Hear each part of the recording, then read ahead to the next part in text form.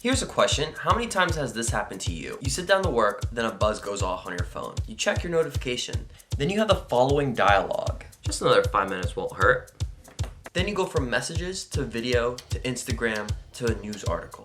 Next thing you know, it's been 45 minutes. Now you're staring at the work ahead of you. You're growing anxious, restless. Wait, what if there's another way of avoiding this breaking point? What if you didn't use your phone for a full 24 hours? Let's address the elephant in the room. We still have to do things that require technology. For the whole challenge, I still plan on using my laptop, mainly because I find myself mostly surfing through social media and the internet on my phone. This is what I call friction. And not to mention your laptop is way larger than your phone, which means that you would have to go through more steps to actually get distracted. Whereas your phone, it's literally so easy to rope yourself into the internet black hole since it's only one step. Also, still using the laptop means I can still stay in contact with my clients and people that I really care about. Alright, it is currently 8:36, so here we go. I'm turning my phone off. I could actually just put myself in airplane mode, except I wanted to give myself zero temptations whatsoever to turn my phone back on. So very interested how this will go. I'm kind of scared. Mostly what I'm interested in kind of seeing is two things, which is how much more work can I actually get done, and how often do I have the temptation to look at my phone to only realize that it's turned off. So let's get going. The age of technology is here to stay, and I'm not saying that phone consumption is entirely bad, but a 24-hour phone detox is a very practical thing to do. I mean, just take a look at my phone screen time for the last 7 days. If you look at the last 7 days of my consumption, I actually average around 3 hours a day.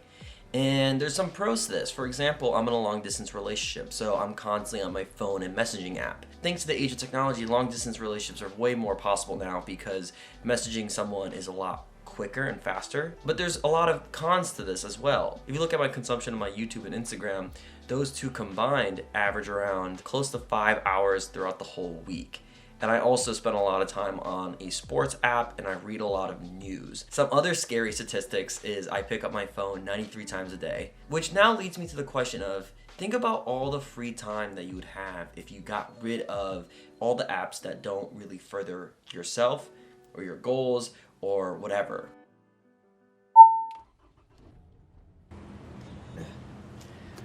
So it's been about like 4 hours now on this no phone cleanse.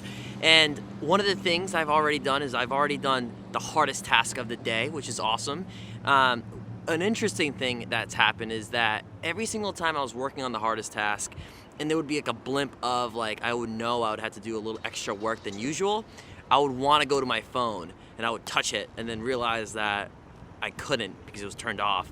So I would be forced to go back to kind of working. So it felt like a mental brain workout because I would literally feel like the changes happening in the brain, if that makes sense. It was like my brain was like convulsing in the best way possible. So confidence is on an all-time high. Can't forget this. I think this is a perfect opportunity for me to call out my bullshit. For the last 3 weeks, I've been obsessed with the idea of tracking how much I'm actually working. Before this experiment, I used to tell myself I used to work 10 to 12 hours a day, but I actually wanted to know, out of the 10 to 12 hours I was working, how much I was actually doing the focused work. I downloaded the app Toggle, which is an app that I use to track time I was working on my computer or just in general. And the results weren't that great. I was actually averaging 3 to 4 hours a day. The other 3 to 6 hours of my quote-unquote hustle actually went to, well, I was glued to my phone. Lunch is the first part of the day where you can actually take a break for the first time. You know, after your long morning session, you eat. And it's also an opportunity to just relax, which is also increases your temptation to look at your phone. But since I don't even know where my phone is, since I don't have my phone with me right now, and I can't turn it on, I guess the only thing I can do is actually eat or actually just read a book while I'm eating. What inspired this whole experiment was this book, The Atomic Habit by James Clear. James suggests that each action creates a chain reaction for the next 5 to 10 actions that you're going to take later in your day. It's hard to recognize this since we all have our phones in our pockets all the time, but each time you pick up your phone, that's an action that can cause a chain reaction for the following action that you take. So a simple 5-minute escape in the middle of the day can put us on a slippery path of checking our phones again and slipping from a 5-minute break to a 30-minute break. Okay, so I'm pretty much done for the day. But I wanted to give you an update on how many hours I actually put in that were focused, like in my computer or in my journal, scripting, anything. So it ended up being a total of 5 hours, 24 minutes, and 43 minutes, which is pretty epic because I don't average that at all. So not bad. What I noticed was I would keep touching my phone and realizing that I couldn't turn it on, so then I would go back to work. So that was pretty helpful. But besides that, I kind of feel worn out today because I think I was just like intently in my work all day long, so my brain's kind of like worn out, but overall, pretty good day. There's a mantra I've been telling myself lately: improve 1% every day. I am by no means telling you that you have to be 100% every single day, because that's not gonna happen. You're gonna have a bad day once in a while. You're gonna get sick or something happens as an emergency, and you're not gonna be able to be fully present in the work that you're doing. So it's currently 9:14. I went about a half an hour past my 24-hour challenge, but I'm turning my phone back on now, if it turns back on, and turn back on. And now it's interesting because I feel so much better. I'm feeling really anxious because I know I'm gonna get all these notifications all at once now from the past day.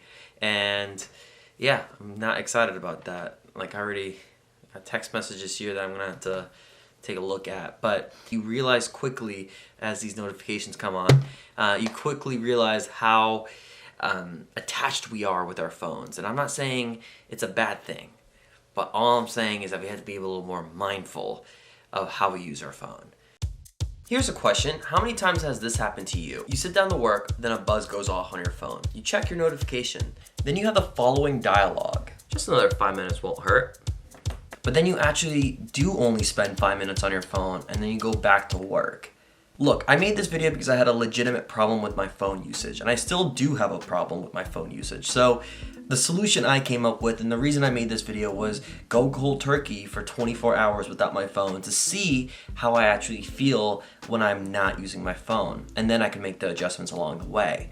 But what I'm also trying to suggest is that this is not a method for everyone. For you, it might be something completely different, and that's totally okay.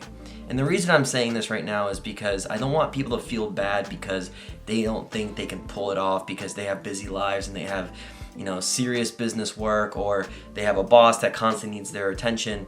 If that's you, then you don't have to do this. You just need to find different ways to, limit your phone usage if you think you have a problem with your phone.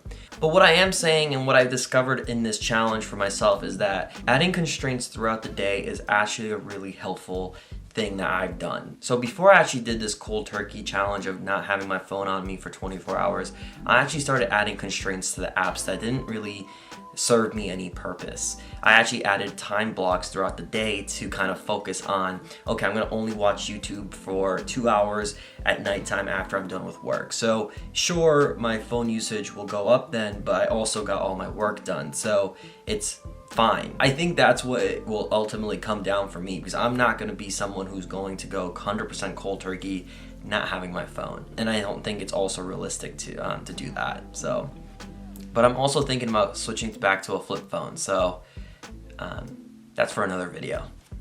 See ya.